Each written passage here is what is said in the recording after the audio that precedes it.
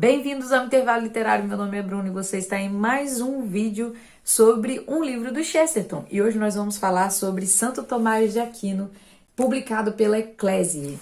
A primeira edição desse livro foi em 1933 e o Chesterton estava publicando em meio já a grandes obras sobre Santo Tomás, porque em 1879 o Papa Leão XIII tinha incentivado através de uma encíclica que a igreja voltasse, à teologia e filosofia de Santo Tomás. O autor Etienne Gilson, que era um grande historiador da Idade Média e também especialista em Santo Tomás de Aquino, já tinha falado que esse livro do Chesterton tinha sido assim o fechar com chave de ouro, porque ele tinha conseguido, num livro muito pequeno, falar o que eles tinham tentado escrever em dúzias e dúzias de obras, com uma linguagem filosófica, uma linguagem acadêmica, falar exatamente aquilo que eles estavam tentando salientar, de belo, de importante em Santo Tomás. Então, no geral, esse livro vai tratar do maniqueísmo, como que o maniqueísmo atacou a igreja por séculos e continua atacando, porque ele vai falar que o maniqueísmo revive de várias formas dentro da igreja, na história das heresias, e também como que os agostinianos estavam contra Santo Tomás e lutaram para que Santo Tomás não fosse à frente com os seus estudos, não fosse aceito pela igreja, e nesse sentido Santo Tomás foi, na verdade, o grande reformador da igreja, e não Lutero, porque a reforma teria como objetivo levar a igreja à ortodoxia.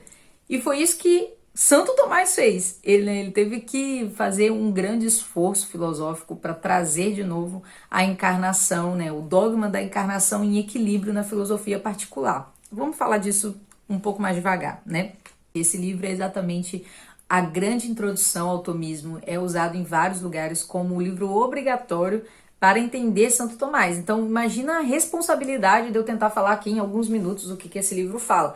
Mas eu peguei uma linha muito específica para o que eu estava pesquisando, o que eu estou pesquisando, porque, infelizmente, eu me embrenhei nessa fissura de tentar conciliar o pensamento da reforma, conciliar não, ver as grandes diferenças da ortodoxia católica com o pensamento da reforma. Então, quando eu leio alguma coisa, isso salta aos meus olhos.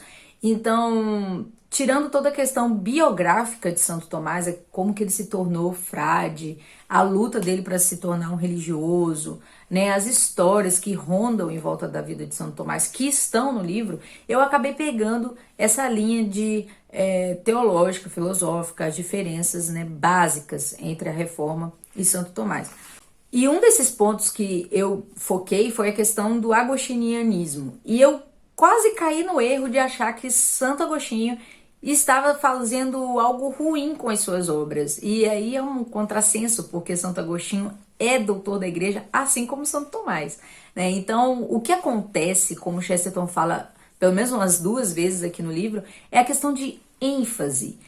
Então, você tem Agostinho com uma forma de pensar, e você tem Santo Tomás com outra forma de pensar, mas Santo Tomás vendo os frutos da teologia e filosofia de Santo Agostinho. E aí os agostinianos que descambaram para uma ênfase, um exagero platônico dentro da filosofia da Igreja Católica, que tinha que ser remediado, tinha que ser balanceado, e aí que Santo Tomás vai usar Aristóteles, para trazer luz, para trazer a igreja de volta ao equilíbrio, porque a Igreja Católica trabalha, o cristianismo é um equilíbrio de coisas que parecem que não podem se equilibrar, como a divindade e a humanidade de Deus, um Deus só e 3 pessoas. Esse é o balanço fino, que a doutrina cristã precisa ter.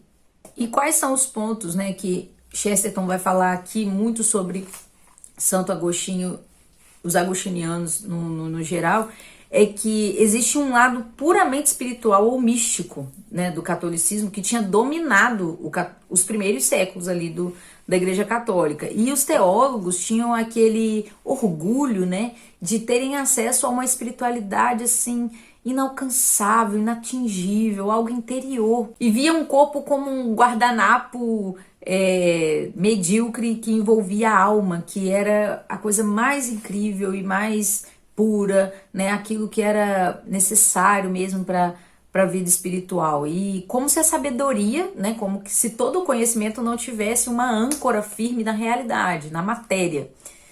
E esse é o exagero agostiniano que o Chesterton vai trazer aqui no livro. Assim, né, como existe esse equilíbrio entre corpo e mente, porque, assim, o ser humano é o corpo e a mente. Sem a mente, ele é um cadáver. E sem o corpo, ele é um espírito, ele não é um ser humano. Assim, a sabedoria tem que ter, né, esse equilíbrio entre o material, o espiritual, o transcendente, o imanente e tudo mais. A escola de Agostinho tratava a alma como o único tesouro necessário envolto por um guardanapo desprezível. E o perigo que se insinuava na igreja, que Santo Tomás remediou, foi um problema de ênfase, pois a doutrina da igreja nunca foi platônica e aristotélica. A doutrina da igreja sempre foi cristã, porque a doutrina da igreja não precisa, né? Não é que ela não precisa, é que ela não segue as modas filosóficas. Mas, particularmente, né, os teólogos, os padres, os religiosos, né, na sua concepção filosófica, estavam sim descambando para um exagero platônico, né, agostiniano. Na página 170 e na página 171 tem essa explicação muito clara. Ele diz o seguinte: os agostinianos enfatizavam a ideia da impotência do homem perante Deus, a onisciência de Deus acerca do destino do homem, a necessidade do santo temor e da humilhação do orgulho intelectual, mais do que as verdades opostas, não mentiras, as verdades opostas e correspondentes do livre-arbítrio, da dignidade do homem ou do bem das obras. Nisso, em certo sentido, eles conservavam a distintiva nota de Santo Agostinho, que mesmo agora é considerado em relação a isso o doutor determinístico da igreja. Mas há ênfases e ênfases, e estava chegando o tempo em que a ênfase em um lado significaria a completa rejeição do outro. Talvez, afinal, tudo começou com uma querela de monges, mas o Papa ainda aprenderia o quanto querelante um monge poderia ser. E aqui ele vai apontar para a reforma. Por quê? Porque Lutero era um monge agostiniano, né? Então, a querela entre agostinianos e Santo Tomás de Aquino teria uma continuação, né? Sairia ali de Santo Tomás para a reforma. E aí ele vai dizer o seguinte: se o grande reformador da igreja foi Santo Tomás, o Lutero foi simplesmente um reacionário, né? Ele conseguiu ali se vingar de Santo Tomás muitos anos depois, e por isso a simbologia, né, de Lutero queimando a Suma Teológica. O que Santo Tomás fez foi usar Aristóteles, né, para poder trazer esse equilíbrio. Santo Tomás queria recuperar o que era em essência o próprio corpo de Cristo, o corpo santificado do Filho do Homem que se tornara um meio miraculoso entre o céu e a terra. E ele queria o corpo e todos os seus sentidos, porque acreditava, certo ou errado, que essa era uma coisa cristã. Essa pode ser uma coisa mais humilde e rude que a mente platônica. Essa é a razão dela ser cristã, né? Porque o cristianismo, em essência, é a religião que diz que Deus se tornou carne. Isso tem um peso muito grande. A doutrina da encarnação, se ela for levada mesmo a sério, ela influencia todo o nosso pensamento a respeito do céu, a respeito da salvação, a respeito da dignidade do homem, né? E isso não pode ser negado. Enfim, a negação da matéria, né? Essa coisa da ênfase errada e você eliminar totalmente a matéria da equação da religião, ela vem do maniqueísmo, né? Não que ela seja sempre maniqueísmo, porque o maniqueísmo é igual ao feminismo. Ele pode, como ele não é verdadeiro, ele pode se tornar qualquer coisa que ele precise ser para influenciar a realidade. Então ele pode ser agnosticismo, né? Não, gnosticismo, ele pode ser calvinismo, ele pode ser várias coisas, ele pode aparecer em vários lugares, em potências diferentes ou em ênfases diferentes, né? Então ele é um movimento multiforme por causa disso, e ele ataca, né, aquilo que é imortal e imutável com uma mutabilidade imensa. Qual que é o ponto dele, né? A natureza é má. Existe na natureza, na matéria, algo mal, né? Então ele vai trabalhar com dualismo, ou seja, um mal que se equivale ao bem, e vai, assim, em todo momento eu fico relutante em falar esse tipo de coisa porque é muito forte, mas é o Chesterton que tá falando, não sou eu, né? Ele fala o seguinte, que os demônios criaram o mundo material.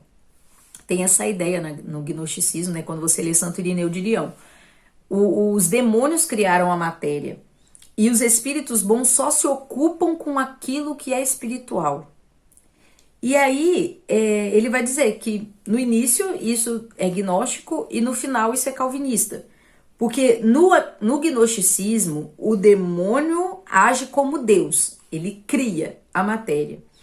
E no calvinismo, Deus age como demônio, porque ele cria a perdição das almas. E qual que é a sutileza para resolver esse dilema?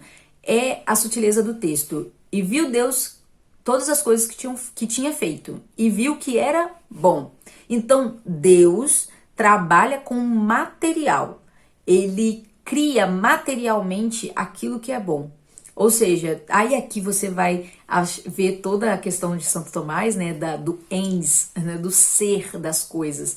Elas são boas essencialmente e não por um decreto divino que seja jurídico. É de fato bom, a matéria é boa. O que pode acontecer, e aí ele vai dizer que o mal é uma invenção angélica, né? Padre Paulo fala isso. O mal é totalmente angélico, né? Foi o diabo que inventou o mau uso das coisas. Não tem aquela frase, né? De boas intenções, o inferno tá cheio. Não, é lá que não tem boas intenções. Porque intenção ruim é o que faz o mal no mundo. Porque as coisas são boas, né? Não existe o mal material, existe o mau uso das coisas.